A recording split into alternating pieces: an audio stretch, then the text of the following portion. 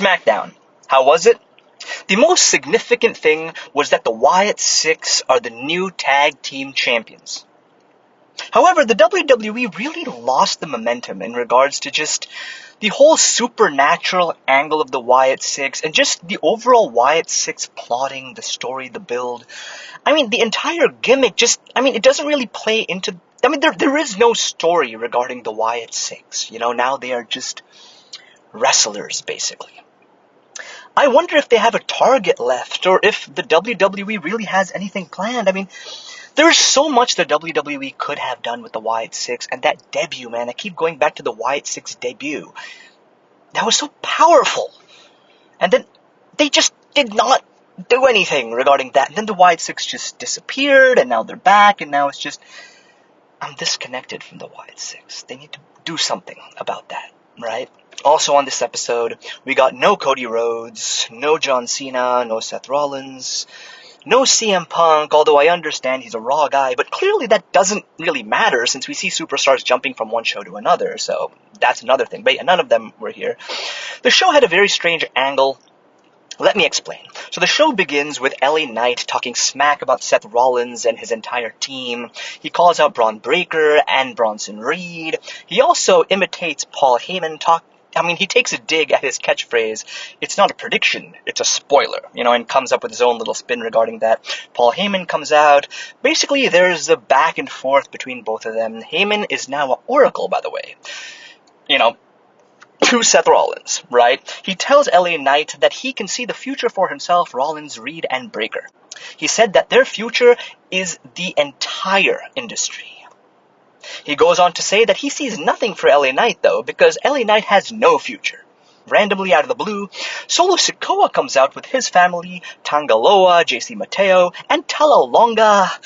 Such a tongue twister, man. These names, Anyways, they have a new name, too. They are MFT, which means My Family Tree.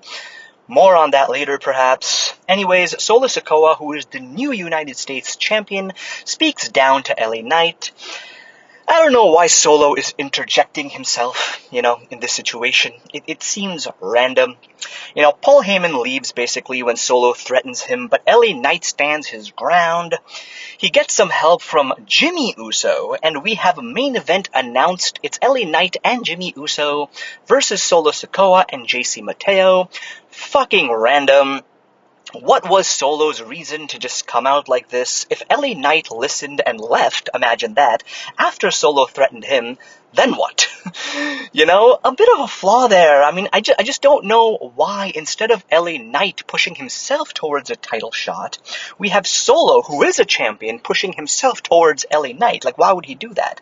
And why is this happening before we get LA Knight versus Seth Rollins at Saturday night's main event? This tells me, that LA Knight is losing that match and then moves on to a feud against Solo Sikoa. It's a bit odd, and it seems so manufactured and predictable, yet bizarre at the same time. The WWE can do better. The rest of the show was okay. Stories that mattered didn't really move forward. We get Tiff and Trish in the ring face to face. They go at it at Evolution.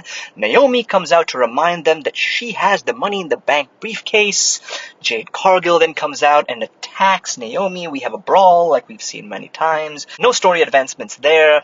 We have Jade and Naomi at Evolution. This was a filler segment, I guess. We have Jelly Roll, the musician, come out with a full setup of musicians by the entrance ramp. He sings his song as he walks into the ring. He gets interrupted by Logan Paul.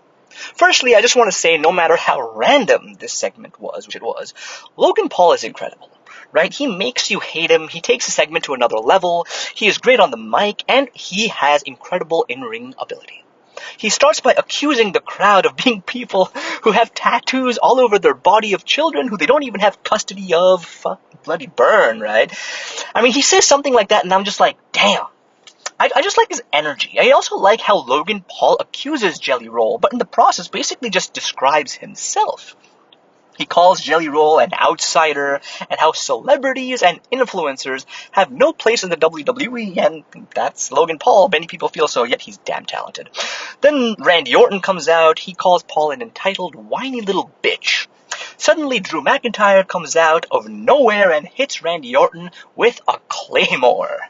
Okay, as security, which is quite irrelevant, right, comes out, Logan Paul starts hitting Randy Orton. This is when Jelly Roll has his moment to shine and attacks Logan Paul, who then exits the ring. Pissed off, Logan Paul then destroys Jelly Roll's guitar. This was crazy. He destroys Jelly Roll's guitar, his drum set, his keyboard, just smashes everything, the speakers, and everything that's just set up by the entrance ramp. I like this vibe of Logan Paul. He seems real, man. He's good at playing the arrogant, petty, spoiled, rich dude type of heel, and it just works, right? So this segment was random, but I can't say it was bad. It was entertaining, it was random, I don't know what's going to come out of this, but whatever, man, Now, before I get to the main event, let's talk about the matches. We got a Fatal 4-Way Women's match, Alexa Bliss versus Kairi Sane versus Roxanne Perez versus Sol Ruca. Fun match, Alexa Bliss wins, and we see her and Charlotte Flair getting a bit more comfortable with each other. I'm hoping Bliss winning this match means she and Flair won't be winning the women's tag team titles at Evolution, which takes place on Sunday. Them winning would just be too obvious. I don't know. I just don't want them to win. I also want to say Ruka's Soul Snatcher finisher is tremendous, and I think she has a bright future in the WWE's main roster, whenever the time comes, of course. We have R-Truth against Aleister Black. R-Truth wins from a roll-up after Aleister tries to hit him with the chair. R-Truth, however, is the one who brought the chair, right? So that's a bit blurry.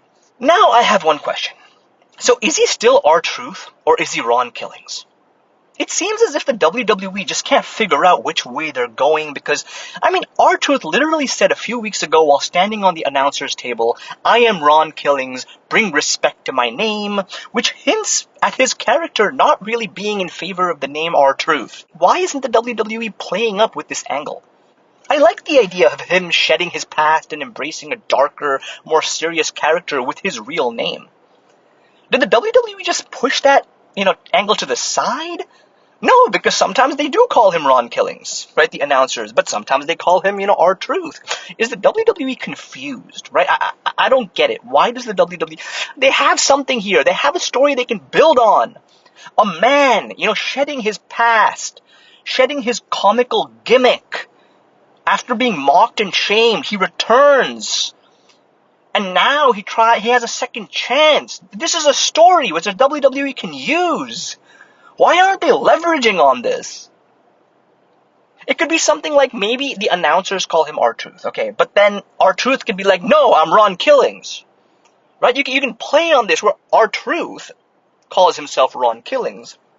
Every now and then the announcers, in the front or the back, when they're interviewing him or whatever, call him R-Truth, and, Ron Killings is like, "No, I'm not R-Truth anymore, I'm Ron Killings."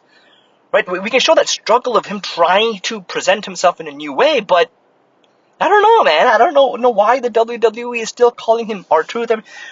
They're not playing up this angle the way they should be. I don't get it. I don't.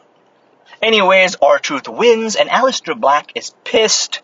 He takes out Damian Priest backstage, when Priest tells him to just, calm down, when he's about to attack R-Truth backstage.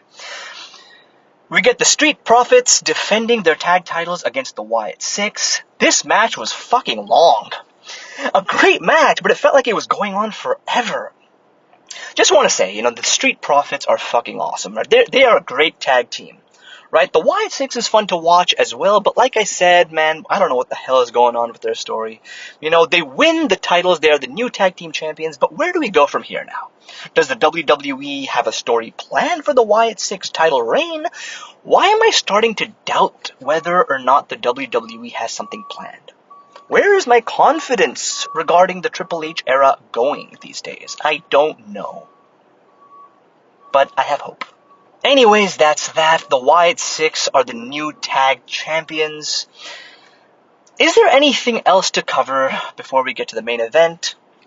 Yeah, basically the tag team division is pissed that the Wyatt Six are the new tag, champions. They just blame each other or whatever. That's there, but it'll be interesting to see where this goes. I just hope WWE has something planned and they make something exciting about the Wyatt Six. Make them demented, make them crazy, man. Make them mysterious like you were. Just build on what you had. So, LA Knight and Jimmy Uso versus US champion Solo Sikoa and JC Mateo. Now the thing is, I knew that the point of this match was about what would happen after the match, right? Basically, the WWE felt LA Knight needed a match, in the main event, so that he can be jumped after the match by Team Seth Rollins. They still don't have a name, by the way. Anyways, that's exactly what happened, but we don't get Seth Rollins, though. Okay, we don't get Seth Rollins. Instead, first, Paul Heyman comes out, both LA Knight and Solo Sikoa get distracted. Jimmy manages to pin a distracted Solo Sikoa. So Team Jimmy and Knight do win the match, right? But then Jimmy gets chased, basically, by MFT, and that is when Braun Breaker appears in the ring and spears LA Knight. Then Bronson Reed gives LA Knight a tsunami. That is how the show ends. No Seth Rollins, Oh, by the way, no Jacob Fatu either, right? So let's get. So no Jacob Fatu, no Seth Rollins, no CM Punk, no Cody Rhodes, and no John Cena on this episode of SmackDown. This episode of SmackDown was about LA Knight and the MFT. Oh, and Jelly Roll. For the live audience, I can see this just being a disappointment. This show basically had nothing built. None of the bigger stories moved forward, right? We just got new tag team champions. That's really all that happened. Other than that, it's this. We are where we were before the show, basically. Right? The WWE is where it was before this episode of SmackDown. So this weekend is wild. Saturday night's main event tonight, and then Evolution tomorrow. Am I looking forward?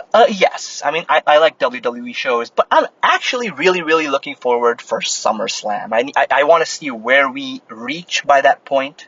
I'm hoping things just really pick up, man, And yeah, so I have hope. I'm just a little frizzled these days, a little confused these days. That's about it. But yeah, that's that, guys. Please do subscribe to my channel. Support me, man. I'm trying to grow my channel. And yeah, stay tuned for more. Till next time, peace out. Bye.